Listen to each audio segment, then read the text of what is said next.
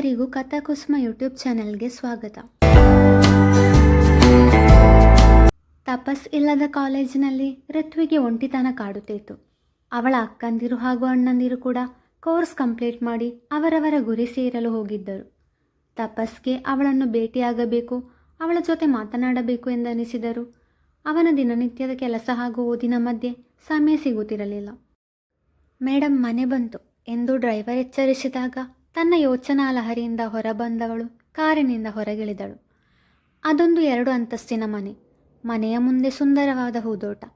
ಯಾವಾಗಲೂ ಅರಳಿ ನಗುತ್ತಾ ತಲೆ ಎತ್ತಿ ನಿಂತಿರುವ ಹೂಗಳು, ಅವುಗಳ ಜೇನನ್ನು ಹೀರಲು ಬರೋ ದುಂಬಿಗಳು. ಮನಮೋಹಕವಾದ ದೃಶ್ಯವದು. ಮನೆಯೊಳಗೆ ಹೋದವಳೆ ಅನು ಅಮ್ಮ ಎಂದು ಕರೆದಾಗ ಅವಳು ಬರುವ ಸಮಯ ತಿಳಿದವರು ಅವಳಿಗಾಗಿ ದೋಸೆ ಮಾಡುತ್ತಿದ್ದರು ಅನಸೂಯರವರು. ಬೇಗ ಫ್ರೆಶ್ ಆಗಿ ಬಂದ್ಬಿಡು, ತಿಂಡಿ ರೆಡಿ ಇದೆ. ಸರಿಮಾ ಎಂದು ಅವರನ್ನು ತಬ್ಬಿಕೊಂಡು ಅವರ ಕೆನ್ನೆಗೆ ಮುತ್ತಿಟ್ಟು ಫ್ರೆಶ್ ಆಗಲು ಹೋದಳು. ಫ್ರೆಶ್ ಆಗಿ ಬಂದ ಮೇಲೆ ಅನಸೂಯರವರೇ ಅವಳಿಗೆ ತಿನ್ನಿಸತೊಡಗಿದರು. ಅವಳು ಪುಟ್ಟ ಮಗುವಿನಂತೆ ಖುಷಿಯಿಂದ ತಿಂದಳು. ಅಮ್ಮ ನನಗೂ ತಿನ್ನಿಸು ಎಂದ ಋತಿಕ್. ನನ್ನ ತಮ್ಮನಿಗೆ ನಾನು ತಿನ್ನಿಸ್ತೀನಿ, ಬಾಯಲ್ಲಿ ಕೂತ್ಕೋ ಎಂದು ಅವನನ್ನು ಪಕ್ಕದಲ್ಲಿ ಕೂರಿಸಿ ಅವನಿಗೆ ತಿನ್ನಿಸಿದಳು ಋತ್ವಿ. ಋತಿಕ್ ತನ್ನ ಅಕ್ಕನ ಕೈ ತುತ್ತು ಸವಿದು ಸಂತೋಷಪಟ್ಟ. ಋತು, ನಿನ್ನ ಮುಂದೆ ಇವನು ಯಾವಾಗಲೂ ಚಿಕ್ಕ ಮಗು ಥರ ಆಡ್ತಾನೆ ಎನ್ನುತ್ತಾ ಬಂದರು ಅರವಿಂದ್ರವರು. ಚಿಕ್ಕು ಬಂದ್ರಾ? ಯಾಕೆ ಲೇಟ್ ಇವತ್ತು? ಇವತ್ತು ನೀನು ಬರೋ ದಿನ ಅಂತ ಗೊತ್ತು, ಆದರೆ ಒಂದು ಮೀಟಿಂಗ್ ಇತ್ತಮ್ಮ, ಅದಕ್ಕೆ ಲೇಟ್ ಆಯಿತು. ಪರವಾಗಿಲ್ಲ, ತುಂಬ ಸುಸ್ತಾಗಿದ್ದೀರಾ, ಮೊದಲು ಫ್ರೆಶ್ ಆಗಿಬಿಟ್ಟು ಊಟ ಮಾಡಿ ಆಮೇಲೆ ಮಾತಾಡೋಣ. ಸರಿ ಕಣಮ್ಮ ಎಂದು ಫ್ರೆಶ್ ಆಗಲು ಹೋದರು. ಅನಸೂಯರವರ ಬಗ್ಗೆ ನೆನಪಿದೆ ಅಂದುಕೊಳ್ತೇನೆ. ಋತ್ವಿಯ ಟೀಚರ್ ಅಮ್ಮ ಅವರು. ಈಗ ಅವಳ ಅನು ಅಮ್ಮ. ಅರವಿಂದ್ರವರು ಅನಸೂಯರವರ ಪತಿ. ಮೆಡಿಕಲ್ ಡಿಪಾರ್ಟ್ಮೆಂಟ್ನಲ್ಲಿ ಕೆಲಸ ಮಾಡುತ್ತಿದ್ದಾರೆ. ಅರವಿಂದ್ರವರು ಊಟವಾದ ಬಳಿಕ ಋತ್ವಿಯ ಜೊತೆ ಮಾತಿಗಳಿದರು. ಮತ್ತೆ ಹೇಳಮ್ಮ, ಏನಂತ ನಿನ್ನ ಪತಿ ದೇವ, ಹೇಗೆ ನಡೀತಿದೆ ಅವನ ವರ್ಕ್? ಚೆನ್ನಾಗಿ ನಡೀತಿದೆ ಚಿಕ್ಕು. ಪಪ್ಪ, ಭಾವನಿ ಇವತ್ತು ಶಿವರಾತ್ರಿ, ನಿದ್ದೆ ಇಲ್ಲ ಎಂದು ಋತಿಕ್ ಹೇಳಿದಾಗ ಯಾಕೋ ಎಂದು ಕೇಳಿದರು ಅರವಿಂದ್ರವರು. ಅಕ್ಕ ಅವರ ಪಕ್ಕದಲ್ಲಿ ಇಲ್ಲ ಅಂದರೆ ಭಾವನಿಗೆ ನಿದ್ದೆ ಬರಲ್ಲ, ಅಕ್ಕನ ಮೇಲೆ ಹೆವಿ ಲವ್ ಎಂದವನ ಮಾತಿಗೆ ಋತ್ವಿಯ ಕೆನ್ನೆಗೆಂಪಾಯಿತು. ಅಷ್ಟರಲ್ಲಿ ಅವಳ ವಾಟ್ಸಪ್ಗೆ ಸಂದೇಶ ಬಂತು. ಅದನ್ನು ಕಂಡವಳೆ ಅಲ್ಲಿಂದ ಎದ್ದು ತನ್ನ ಕೋಣೆಗೆ ಹೋದಳು. ಅವಳು ಹೋದ ದಾರಿಯನ್ನು ನೋಡಿ ಮೂವರು ಸಂತೋಷದಿಂದ ನಕ್ಕರು. ರೀ, ಇಷ್ಟು ಚಿಕ್ಕ ವಯಸ್ಸಿಗೆ ಎಷ್ಟೆಲ್ಲ ನೋವು ಅನುಭವಿಸಿದ್ಲು. ಕೊನೆಗೂ ಆ ದೇವರಿಗೆ ಅವಳ ಮೇಲೆ ಕರುಣೆ ಬಂತಲ್ವಾ. ಅವಳನ್ನು ತುಂಬ ಪ್ರೀತಿಸೋ ಜೀವವನ್ನು ಅವಳಿಗೆ ಜೊತೆ ಮಾಡಿದ. ಅವಳ ಬದುಕಿನಲ್ಲಿ ಸಂತೋಷವನ್ನು ನೀಡಿದ. ತುಂಬ ಖುಷಿಯಾಗ್ತಿದೆ ರೀ ಎಂದು ಅನಸೂಯರವರು ಹೇಳಿದಾಗ ಅವರ ಕಣ್ಣಿಂದ ಆನಂದ ಬಾಷ್ಪ ಹರಿಯಿತು. ಪಪ್ಪ, ಈ ಅಮ್ಮಂಗೆ ಸಂತೋಷ ಬಂದರೂ ದುಃಖ ಆದರೂ ಕಣ್ಣೀರು ರೆಡಿ ಇರುತ್ತೆ ಅಲ್ವಾ ಎಂದು ರೇಗಿಸಿದಾಗ ಅರವಿಂದ್ರವರು ಕೂಡ ಅವನ ಜೊತೆ ದನಿಗೂಡಿಸಿದರು.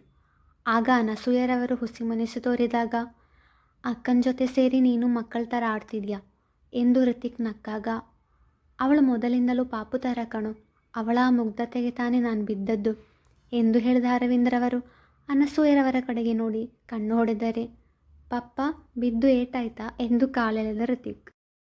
ಮಗನೇ, ನೀನು ಓವರ್ ಆ್ಯಕ್ಟಿಂಗ್ ಸಾಕು ಮಾಡು, ಹೋಗಿ ಮಲ್ಗು. ಸರಿ, ನಾನು ಹೋಗ್ತೀನಿ, ನೀವು ಅಮ್ಮನ ಜೊತೆ ರೊಮ್ಯಾನ್ಸ್ ಮಾಡಿ, ನಾನು ನೋಡಲ್ಲಪ್ಪ, ತರಲೆ ಹೋಗು. ಋತ್ವಿ ತನ್ನ ಕೋಣೆಗೆ ಬಂದವಳೆ ತನ್ನ ಇನಿಯನ ಸಂದೇಶಕ್ಕೆ ಮರುತ್ತರ ಕಳುಹಿಸಿದಳು. ತಕ್ಷಣ ಆ ಕಡೆಯಿಂದ ವಿಡಿಯೋ ಕಾಲ್ ಬಂತು. ಕರೆ ಸ್ವೀಕರಿಸಿದವಳೆ ನಗುಮೊಗದೊಂದಿಗೆ ಹಲೋ ಎಂದಳು. ಆದರೆ ಅವನು ಮುಖ ತಿರುಗಿಸಿದ. ರೀ, ಏನಾಯ್ತು ನಿಮಗೆ ಎಂದು ಅವಳು ಕೇಳಿದಾಗಲೂ ಅವನು ಮೌನವಾಗಿಯೇ ಇದ್ದ. ಸರಿ, ಮಾತಾಡಲ್ವಾ, ಕೋಪನಾ? ನಿನ್ನ ತುಂಬ ಮಿಸ್ ಮಾಡ್ಕೋತಿದ್ದೀನಿ, ನಿನಗೆ ಅನುವಮ್ಮ ಸಿಕ್ಕಿದ್ರೆ ನಾನು ಬೇಡ ಅಲ್ವಾ? ಯಾಕ್ರಿ ಹೀಗೆಲ್ಲ ಹೇಳಿ ನೋವು ಕೊಡ್ತಿದ್ದೀರಾ? ವಾರಕ್ಕೊಮ್ಮೆ ಆದರೂ ಅಮ್ಮನ ಜೊತೆ ಇರಬೇಕು. ಅಮ್ಮನ ಪ್ರೀತಿಗಾಗಿ ಎಷ್ಟು ಹಂಬಲಿಸಿದ್ದೀನಿ ಅಂತ ನಿಮಗೂ ಗೊತ್ತಲ್ವಾ ಎಂದು ಅತ್ತಾಗ, ಅಯ್ಯೋ ನನ್ನ ಮುದ್ದು ಅಲ್ವಾ, ಯಾಕೋ ಚಿನ್ನ ಅಳೋದು? ನೀನತ್ರ ನನ್ನಿಂದ ಸಹಿಸ್ಕೊಳ್ಳೋಕ್ಕಾಗಲ್ಲ ಕಣು, ಪ್ಲೀಸ್, ಐ ಆಮ್ ಸಾರಿ. ನೀನಿಲ್ಲ ಅಂತ ತುಂಬ ಬೇಜಾರಾಗ್ತಿತ್ತು, ಅದಕ್ಕೆ ಹಾಗಂದೆ. ನಿಂಗೆ ಗೊತ್ತಾ, ನೀನಿಲ್ಲ ಅಂದರೆ ನನಗೆ ಶಿವರಾತ್ರಿ, ನಿದ್ದೆನೇ ಬರಲ್ಲ ಎಂದ. ಅವನ ಮಾತು ಕೇಳಿದವಳು ಜೋರಾಗಿ ನಕ್ಕಳು. ಅವಳ ನಗು ನೋಡಿ ಅವನಿಗೂ ಖುಷಿಯಾಗಿತ್ತು.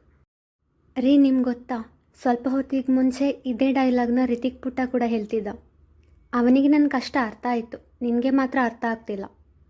ನನ್ನ ಮುದ್ದು ಅಲ್ವಾ ನೀವು, ಪ್ಲೀಸ್ ರೀ, ನೀವು ಹೀಗೆ ಬೇಜಾರಾದರೆ ನಾನು ಮತ್ತೆ ಹತ್ಬಿಡ್ತೀನಷ್ಟೆ. ಅವಳು ಅಳುವುದು ಅವನಿಗೆ ಸಹಿಸಲಾಗದು. ಆದುದರಿಂದಲೇ ಮುಗುಳ್ನಾಗೆ ಬೀರಿದ. ಗುಡ್, ಇವತ್ತಿನ ದಿನ ಹೇಗಿತ್ತು? ಹೆಂಡತಿ ಇಲ್ಲ ಅಂತ ಬೇಜಾರು, otherwise it was A good day. ನಾಳೆ ಬರ್ತೀಯ ತಾನೇ? ಹ್ಞೂ ಬರ್ತೀನಿ, ಆದರೆ ಸ್ವಲ್ಪ ಲೇಟ್ ಆಗುತ್ತೆ. ನಾಳೆ ಒಂದು ದಿನ ರೆಸ್ಟ್ ಮಾಡು ಕಂದ, ಕೆಲಸ ಬೇಡ ಪ್ಲೀಸ್. ನಾಳೆ ಕೆಲಸ ಇಲ್ಲ, ಜಸ್ಟ್ ಇಂಟೀರಿಯರ್ ಮಾಡಬೇಕಾಗಿರೋ ಮನೆ ನೋಡೋಕ್ಕೆ ಹೋಗ್ತಾ ಇದ್ದೀವಿ ಅಷ್ಟೇ. ಸರಿ, ಬೇಗ ಬಂದುಬಿಡು. ಹ್ಞೂ, ಊಟ ಮಾಡಿದ್ರಾ? ಹ್ಞೂ, ನೀನು? ಮಾಡಿದೆ. ಸರಿ ಮಲ್ಕೋ, ನಾಳೆ ಬೇಗ ಬಂದುಬಿಡು. ಸರಿ, ಗುಡ್ ನೈಟ್. ಗುಡ್ ನೈಟ್ ರೀ ಎಂದು ಕರೆಸ್ತಗಿತಗೊಳಿಸಿದಳು. ಮರುದಿನ ಬೆಳಗ್ಗೆ ಇಂಟೀರಿಯರ್ ಡಿಸೈನ್ ಮಾಡಬೇಕಾದ ಮನೆ ಕಡೆಗೆ ಹೋದಳು. ಮನೆ ಕಟ್ಟಿ ವೈಟ್ ಸಿಮೆಂಟ್ ಕೊಟ್ಟಿದ್ರು, ಪೇಂಟ್ ಕೊಟ್ಟಿರಲಿಲ್ಲ. ಸಿಟೌಟ್ ಒಳಗೆ ಹೋದರೆ ಹಾಲ್ನ ಬಲಭಾಗದಲ್ಲಿ ಚಿಕ್ಕದಾದ ದೇವರ ಕೋಣೆ, ಅದರ ಪಕ್ಕದಲ್ಲಿ ಒಂದು ಬೆಡ್ರೂಮ್. ಹಾಲ್ನ ಎಡಗಡೆ ಅಡುಗೆ ಕೋಣೆ, ಪಕ್ಕದಲ್ಲಿ ವಾಷಿಂಗ್ ಮಿಷಿನ್ ಇಡುವ ಸ್ಥಳ, ಅದರ ಪಕ್ಕದಲ್ಲಿ ಇನ್ನೊಂದು ಬೆಡ್ರೂಮ್, ಅಟ್ಯಾಚ್ಡ್ ಬಾತ್ರೂಮ್, ಮತ್ತೆ ಒಂದು ಗೆಸ್ಟ್ ರೂಮ್, ಅಟ್ಯಾಚ್ಡ್ ಬಾತ್ರೂಮ್. ಮನೆ ನೋಡಿದ್ರಲ್ವಾ, ನಿಮ್ಮ ಕಂಪ್ನಿ ಬಗ್ಗೆ ತುಂಬ ಕೇಳಿದ್ದೀನಿ, ನೀವು ನಮ್ಮ ಮನೆಯ ಇಂಟೀರಿಯರ್ ಮಾಡಿಕೊಡ್ಬೇಕು ಎಂದರು ಮನೆಯ ಯಜಮಾನ ಕಿಶೋರ್ ಅವರು. ಸರಿ, ನಿಮ್ಮ ಮನೆಯಲ್ಲಿ ಯಾರ್ಯಾರಿದ್ದೀರಾ? ನಾನು, ನನ್ನ ಹೆಂಡತಿ ಮತ್ತು 2 ಹೆಣ್ಮಕ್ಳು. ಸರಿ, ಅವರಿಗೆ ಮನೆಯ ಬಗ್ಗೆ ಕನಸು ಇರುತ್ತೆ ಅಲ್ವಾ? ಮನೆ ಅನ್ನುವುದು ನಾವು ತುಂಬ ಇಷ್ಟಪಡುವ ಜಾಗ, ಎಲ್ಲರ ಒಂದು ಕನಸು ಕೂಡ ಹೌದು. ಅವರಿಗೆ ಏನೆಲ್ಲ ಇಷ್ಟ ಅಂತ ಲಿಸ್ಟ್ ಮಾಡಿ ನನಗೆ ವಾಟ್ಸಪ್ನಲ್ಲಿ ಕಳಿಸಿಕೊಡಿ, ಆಮೇಲೆ ಡಿಸೈನ್ ಮಾಡ್ತೀನಿ. ಸರಿ. ಋತ್ವಿ ಅಲ್ಲಿಂದ ತನ್ನ ಮನೆಗೆ ಹೊರಟಳು. ಮುಂದುವರಿಯುವುದು. ಈ ಕಥೆ ನಿಮಗೆ ಇಷ್ಟವಾಗಿದ್ದರೆ ಲೈಕ್ ಮಾಡಿ, ಶೇರ್ ಮಾಡಿ, ಕಮೆಂಟ್ ಮಾಡಿ. ಹಾಗೆ ಈ ಚಾನೆಲ್ನ ನೀವು ಸಬ್ಸ್ಕ್ರೈಬ್ ಮಾಡಿಲ್ಲ ಅಂದರೆ ಸಬ್ಸ್ಕ್ರೈಬ್ ಮಾಡಿ. Thank you.